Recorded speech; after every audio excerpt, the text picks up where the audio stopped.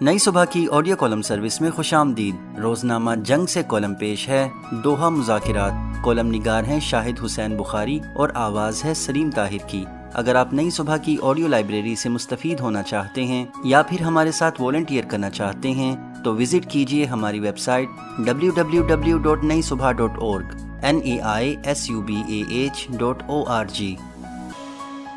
اتوار 19 اکتوبر کو قطر کے دارالحکومت دوحہ سے آنے والی یہ خبر دنیا بھر کے امن پسند حلقوں نے اچھی امید کے ساتھ سنی کہ پاکستان اور افغانستان دونوں فوری طور پر جنگ بندی کرنے اور ایسا میکینزم قائم کرنے پر متفق ہو گئے ہیں جس کے تحت دونوں ممالک کے سیکیورٹی خدشات کو دور کیا جا سکے گا۔ اس مقصد کے لیے مذاکرات کا اگلا دور 25 اکتوبر کو استنبول میں ہوگا۔ افغان طالبان کے ترجمان ذبیح اللہ مسعود کا کہنا ہے کہ ایگریمنٹ کے بارے میں جاری بیانات اگرچہ مشترکہ اعلامیہ نہیں، مگر یہ بات کہ ایسے گروپوں کی حمایت نہیں کی جائے گی جو پاکستانی حکومت کے خلاف ہیں، امارات اسلامی کے اس مستقل موقف کو ظاہر کرتی ہے کہ افغانستان کی زمین کسی دوسرے ملک کے خلاف استعمال کرنے کی اجازت نہ دی جائے۔ دوحہ مذاکرات میں متحارب ممالک کے وفود کی قیادت پاکستانی وزیر دفاع خواجہ آصف اور افغانستان کے وزیر دفاع ملا محمد یعقوب مجاہد نے کی، جبکہ قطر اور ترکیہ کی اعلیٰ انٹیلیجنس حکام بطور ثالث موجود تھے۔ ترکیہ ذرائع کے مطابق صدر رجب طیب اردوان مسلسل باخبر رہے۔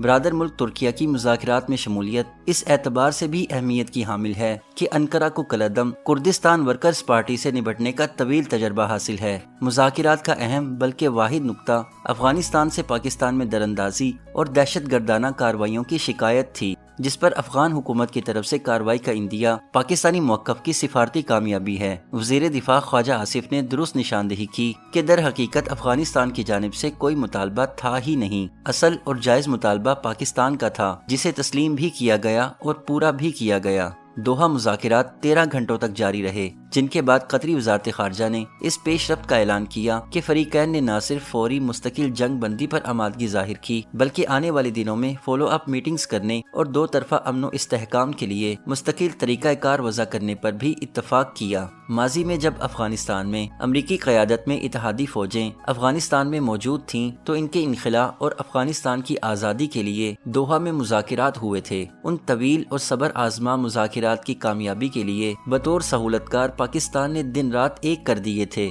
یہ کوششیں کامیاب ہوئیں اور سال 2021 میں اتحادی فوجوں کا انخلا ہوا تو پورے افغانستان کا اقتدار اس بار افغان طالبان کے پاس آ گیا، جبکہ قبل ازیں افغانستان میں ملا عمر کے زیر قیادت جو طالبان حکومت تھی اس کی عملداری کئی علاقوں تک نہیں پہنچی تھی۔ 2021 میں افغان طالبان کے برسر اقتدار آنے کے بعد توقع تھی کہ افغانستان کی سرزمین سے بھارتی قونصل خانوں کی پشت پناہی اور سرمایہ سے پاکستان میں جاری دہشت گردی کی کارروائیوں پر قابو پا لیا جائے گا، مگر کابل کی نئی حکومت نے نہ تو دوحہ معاہدے کی شرائط کی پاسداری کی، نہ ہی ان تقاضوں کو ملحوظ رکھا جن کی دنیا اور خطے کے ملکوں بالخصوص پاکستان میں امن کے قیام اور استحکام کے لیے ضرورت تھی۔ افغانستان دہشت گرد گروہوں کی آماجگاہ بنا رہا۔ پاکستان میں ٹی ٹی پی کے حملے کم ہونے کی بجائے بڑھ گئے۔ انخلا کے وقت اتحادی فوجیں جو جدید اسلحہ افغانستان میں چھوڑ گئی تھیں وہ دہشت گردی میں استعمال ہوتا نظر آنے لگا۔ باہمی رابطوں اور علاقائی سطح کے فورموں کی صورت میں خطے کے استحکام کے لیے کی گئی کوششیں بے نتیجہ رہیں۔ افغان طالبان کی عبوری حکومت اس باب میں کبھی وعدہ وعید سے کام لیتی رہی تو کبھی یہ موقف اختیار کیا گیا کہ دہشت گردی پاکستان کا اندرونی معاملہ ہے۔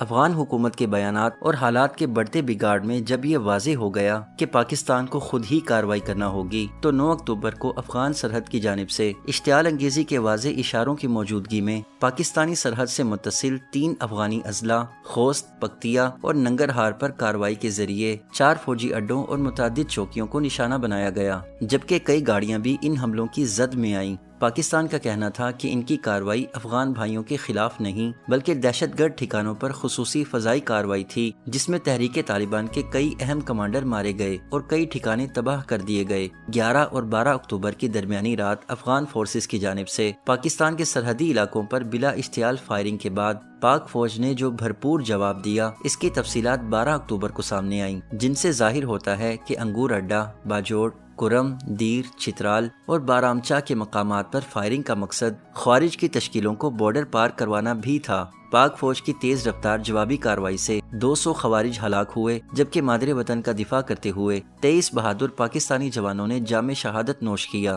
سپن بولدک میں کام کرنے والے عصمت اللہ قرار کیمپ سمیت دہشت گرد گروہ کے کئی ٹھکانے تباہ کر دیے گئے۔ اس صورتحال پر امت مسلمہ خاص طور پر سعودی عرب، ایران اور متحدہ عرب امارات کا اظہار تشویش بالکل فطری ہے۔ ہفتہ اور اتوار کے روز 13 گھنٹوں کے طویل مذاکرات میں امن عمل کو پائیدار بنانے پر غور و خوض کا فیصلہ اچھا ہے۔ توقع کی جانی چاہیے کہ ترکیہ کے مذاکراتی مرحلے میں ایسا جامع فریم ورک طے ہو جائے گا جو دہشت گردی کے خاتمے میں مؤثر ہوگا اور خطے میں امن و استحکام کا باعث بنے گا۔ درپیش صورتحال متقاضی ہے کہ مسلم امہ کے ممالک اپنی تنظیم OIC کو فعال اور متحرک بنائیں اور داخلی اختلافات دور کرنے سمیت دیگر چیلنجوں سے نمٹنے کی مشترکہ حکمت عملی وضع کریں۔